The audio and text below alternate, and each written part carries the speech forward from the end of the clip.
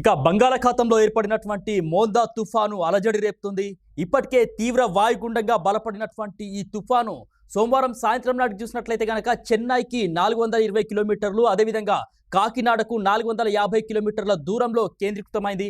ఇక భారత వాతావరణ విభాగం ఐఎండీ అంచనాల ప్రకారం ఇది క్రమంగా ఉత్తర వాయువ్య దిశగా కదులుతూ ఇక ఏదైతే మంగళవారం ఉదయానికి సంబంధించి తీవ్ర తుఫానుగా మారిందని చెప్పేసి కూడా ఐఎండీ భావిస్తుంది. ఇక ఈ తుఫాను ఇవాళ రాత్రి చూసినట్లయితే కనుక ఆంధ్రప్రదేశ్లోని మచిలీపట్నం, కళింగపట్నం మధ్య కాకినాడ సమీపంలో తీరం దాటే అవకాశం ఉందని కూడా వాతావరణ శాఖ చెప్తా ఉంది.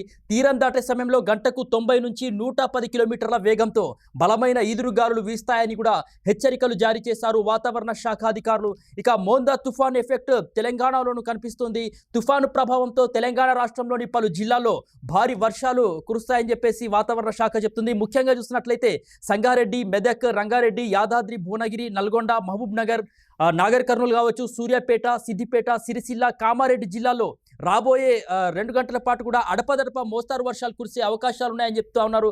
ఇక గత కొన్ని రోజులుగా ఈ ప్రాంతాల్లో వర్షాలు పడుతున్నటువంటి ప్రాంతాల్లో లోతట్టు ప్రాంతాల ప్రజలు కూడా అప్రమత్తంగా ఉండాలని, ఇక ఉదయం పూట ప్రయాణాలకు అంతరాయం కలగకుండా చూసుకోవాలని కూడా అధికారులు హెచ్చరిస్తున్నటువంటి పరిస్థితులు ఉన్నాయి. ఇక హైదరాబాద్ మహానగరంలో కూడా పలు చోట్ల మోస్తారు నుంచి భారీ వర్షం పడింది పలు చోట్ల.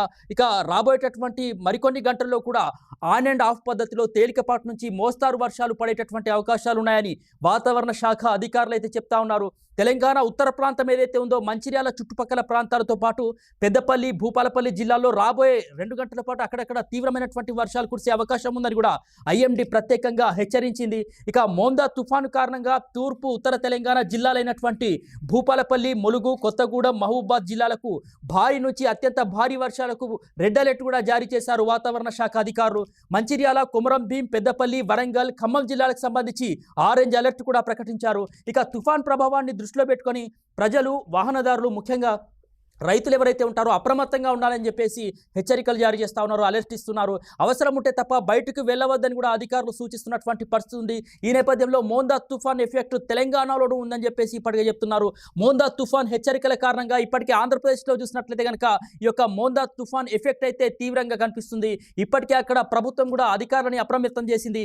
లోతట్టు ప్రాంతాల ప్రజల్ని సురక్షిత ప్రాంతాలకు తరలించడంలో అధికారులు కూడా నిమగ్నమయ్యారు. ఇక తీవ్ర తుఫాను కారణంగా అవసరం ఉంటే తప్ప బయటికి రావద్దంటూ చెప్పేసి అధికారులు కూడా ప్రజల్ని హెచ్చరిస్తున్నారు. గ్రామాల్లో మరి చాటింపు కూడా చేస్తున్నటువంటి పరిస్థితి ఉందంటే అక్కడ మోందా తుఫాన్ ఎఫెక్ట్ ఆంధ్రప్రదేశ్లో ఏ విధంగా ఉందో మనం అర్థం చేసుకోవచ్చు. ఇక ప్రయాణాలు కూడా వాయిదా వేసుకోవాలని చెప్పేసి అధికారులు అయితే సూచిస్తున్నారు ప్రజలకు. మోందా తుఫాన్ కారణంగా తీవ్ర ప్రభావం ఉన్నటువంటి జిల్లాలైన కాకినాడ కావచ్చు, పశ్చిమ గోదావరి, కోనసీమ, కృష్ణా, ప్రకాశం, బాపట్ల, నెల్లూరు జిల్లాలో పాఠశాలలకు, కాలేజీలకు సంబంధించి సెలవులు ప్రకటించారు. రాబోయే 4 రోజుల పాటు ఈ సెలవులు ఉంటాయని ఆయా జిల్లాల కలెక్టర్లు కూడా వారు తెలిపారు. మత్స్యకారులు వేటకు వెళ్ళొద్దంటూ, అదేవిధంగా మత్స్యకారులు వేటకు వెళ్ళొద్దంటూ కూడా హెచ్చరికలు జారీ చేస్తున్నారు. అలాగే అత్యవసర సమయంలో ప్రజలు కంట్రోల్ రూమ్లను ఆశ్రయించారని అధికారులు చెప్తున్నారు. అలాగే భారీ వర్షాల నేపథ్యంలో అధికారులకు సెలవుల్ని కూడా రద్దు చేసింది అక్కడి ఆంధ్రప్రదేశ్ ప్రభుత్వం.